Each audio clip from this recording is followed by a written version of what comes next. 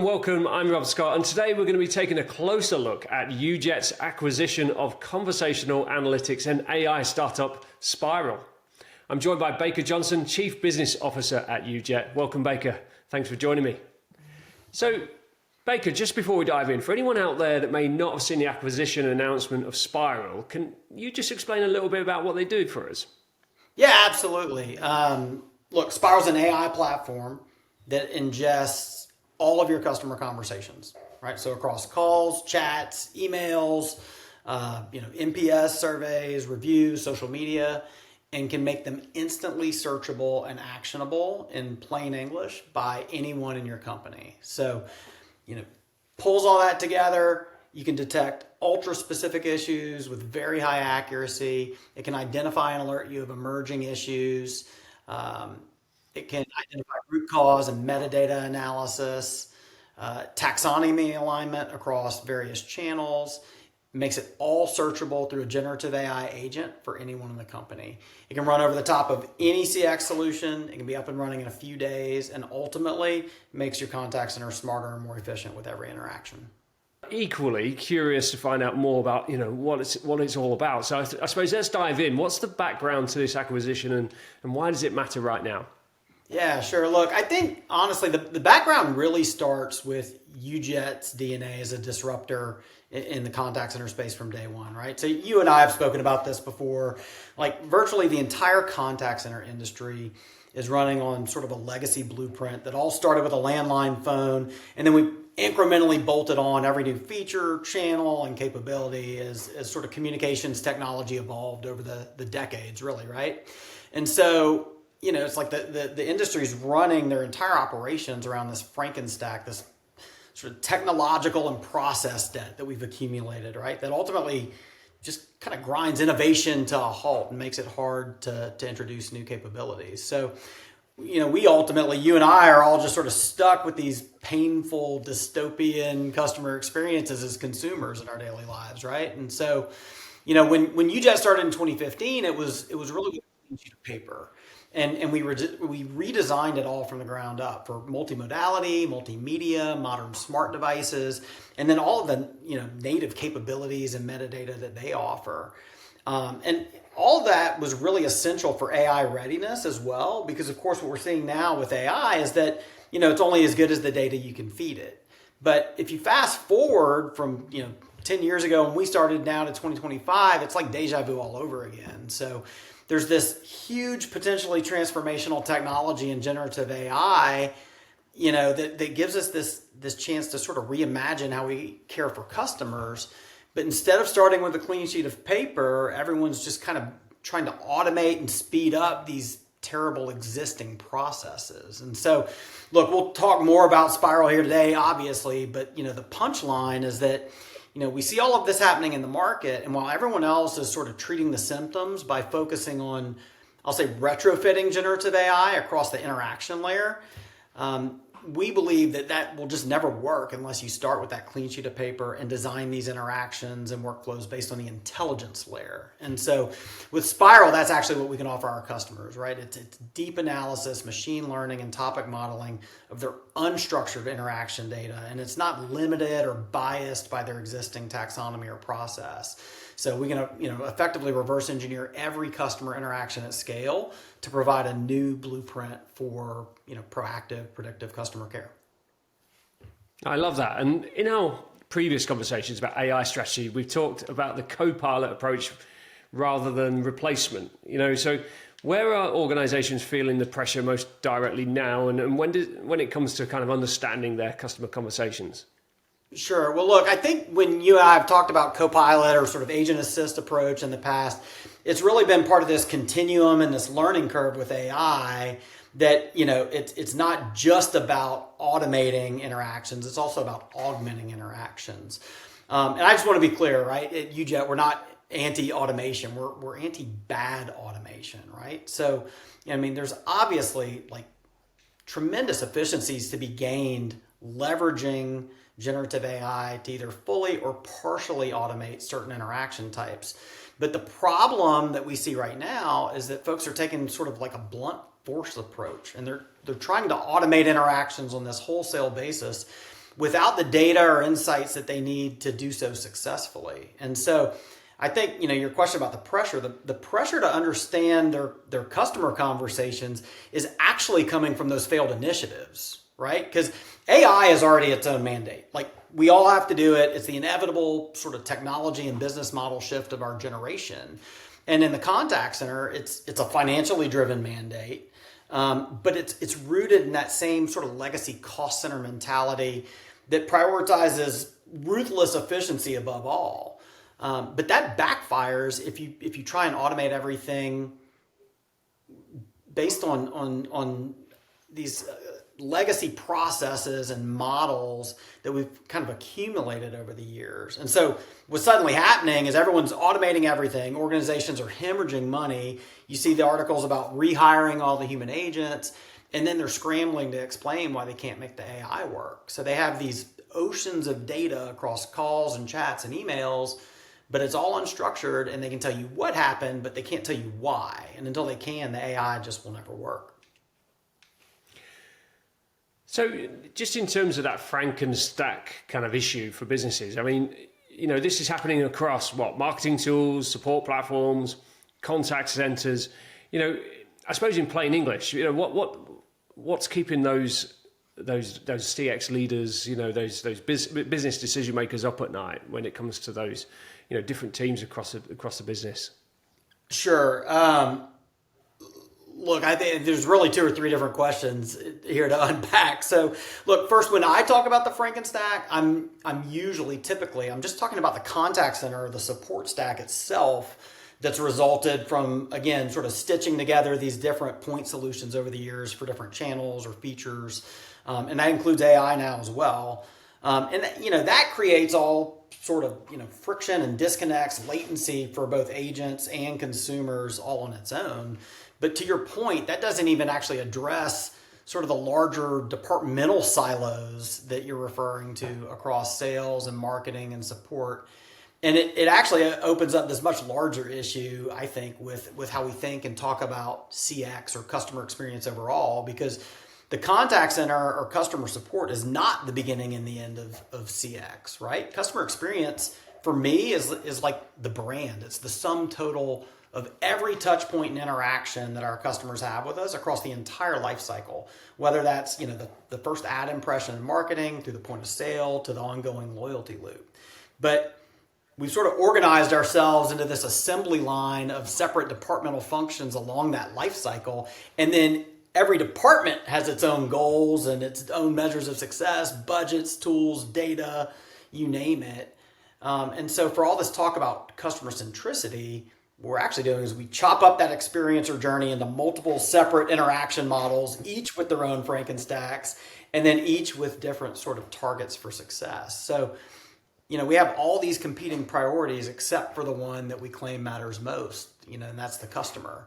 So, what problems are leaders grappling with? I would say their entire business models are actually based on sort of inside-out thinking and these disconnected departmental goals and initiatives, instead of a universal common understanding of their customers, and I think more importantly, the inability today to sort of surgically surface that data when and where it's needed to care for them anywhere along that continuum.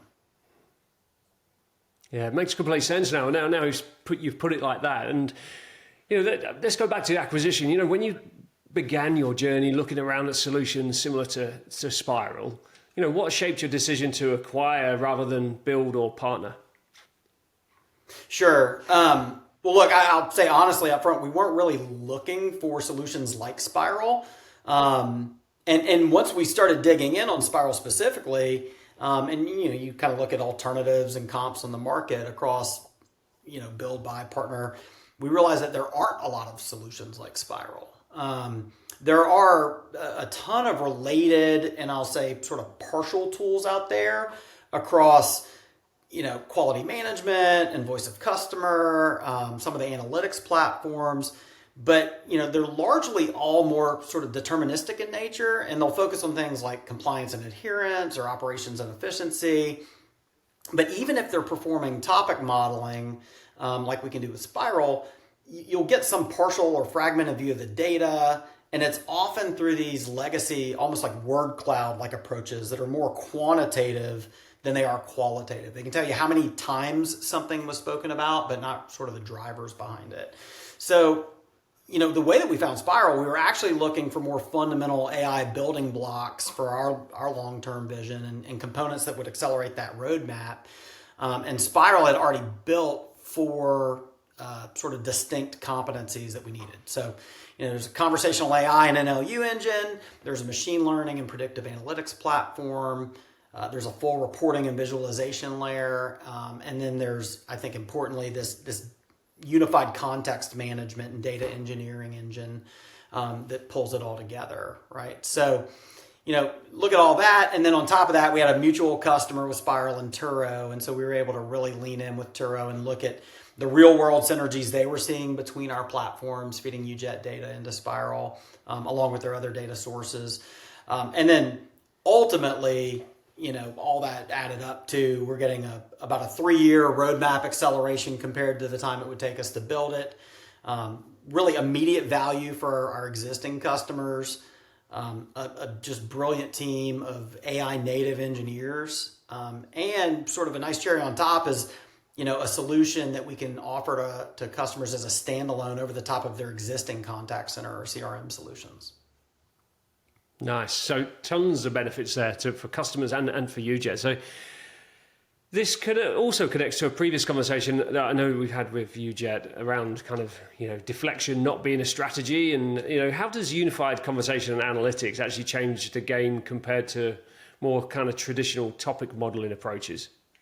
Sure. Look, deflection is a strategy, but it's a defensive strategy, right? The best interaction, I think, is the one that isn't really even needed. So, we talk so much in this space about designing amazing customer journeys and experiences, but look, I'm a busy guy. I know you are, right? I'm married. I've got 3 boys. I'm working hard, travel, always on the go. Got to kind of help out with my parents.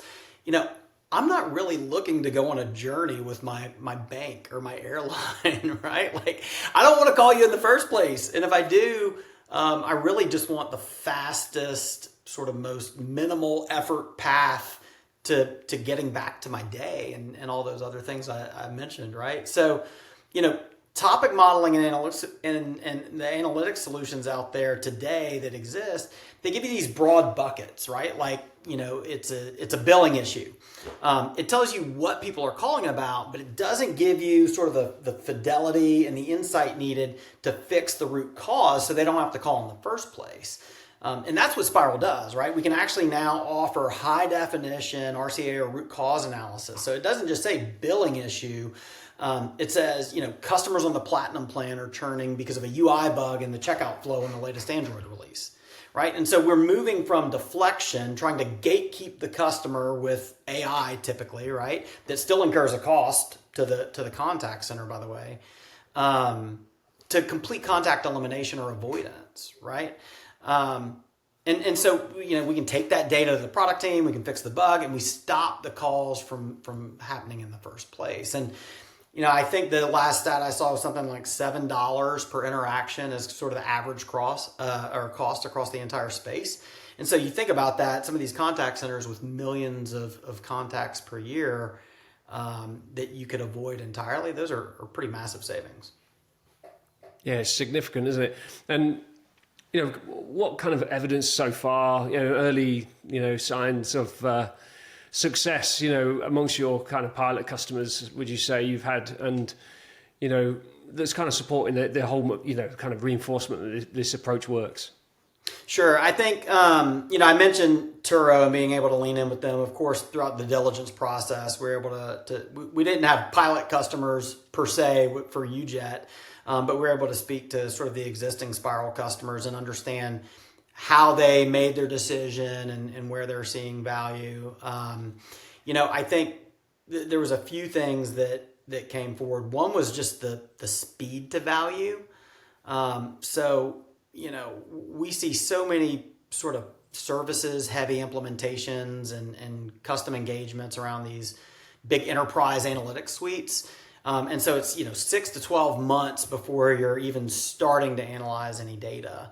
But with Spiral, really, it's a matter of days and weeks to get up and running, and to get to what we call sort of decision grade data, where you can instantly start kind of seeing these new insights. And one of the things that Spiral does that's really interesting is it's automatic taxonomy generation. So once you start mining the interactions, you get sort of an unbiased view of this is what your taxonomy structure is. And most folks have an existing taxonomy, but when they reconcile it with what the data says, they realize that it's inaccurate, it's incomplete, it's out of date. And so there are kind of efficiencies to be gained there. And then it starts to highlight the blind spots that they don't have represented there, right? So I think we saw 98% accuracy in overall issue detection, which is a really, really high standard of accuracy. As you know, that's really critical in AI. So it's reliable, verifiable data that lets you sort of determine and plan, headcount versus AI as you think about what you can avoid, what you can automate, what you can augment, and where you need sort of most complex issues and customers to speak to a human. Yeah, it's really impressive. And just looking forward, what are you most optimistic about in the year ahead? And equally, what are you being, a little bit cautious about?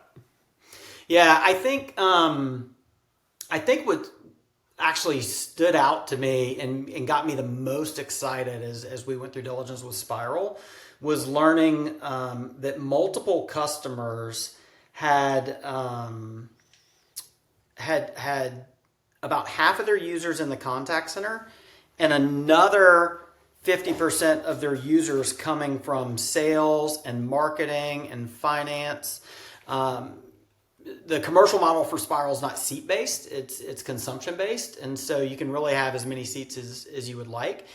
And, for all the talk about, departmental silos with data and everything else, what Spiral actually enables is to take that rich conversational data from all of the contacts interactions and then sort of federate or democratize it out to the rest of the enterprise so that suddenly marketing can query customer conversations to inform their campaign language. Sales can do it to inform messaging.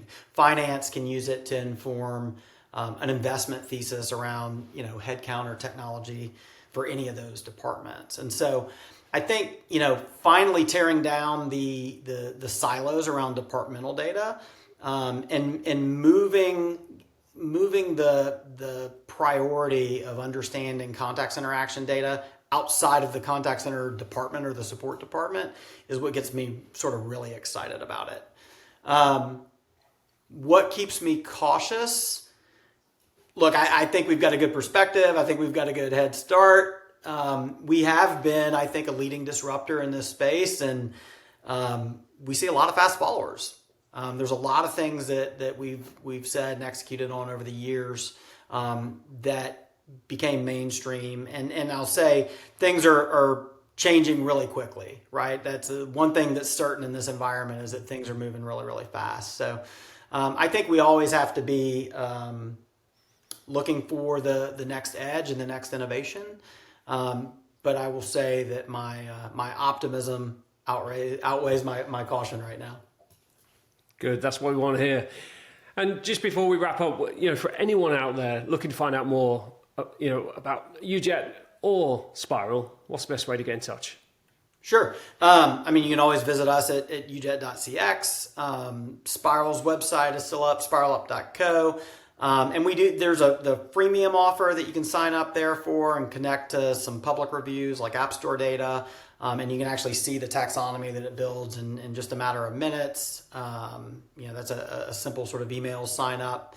And then, of course, you can contact us if you'd like a demo, and we can run POCs, anything of that nature. Fantastic. Well, I'm afraid that's all we've got time for today. Baker, great to see you. Congratulations on the acquisition, and wish you all the very best for the year ahead. Thanks, Rob. And for more On this topic and lots more about UJet and Spiral, we're going to put some links down below so you can click through to those. So to continue exploring, you can find our related coverage on AI, Copilot strategies and the future of CCaaS integrations on CX Today, along with UJet's product pages and integrations guides. So, and to keep the conversation flowing, join our CX Today LinkedIn community and make sure you're subscribed to our newsletter for weekly insights and highlights. I'm Rob Scott from CX Today. Thanks for watching.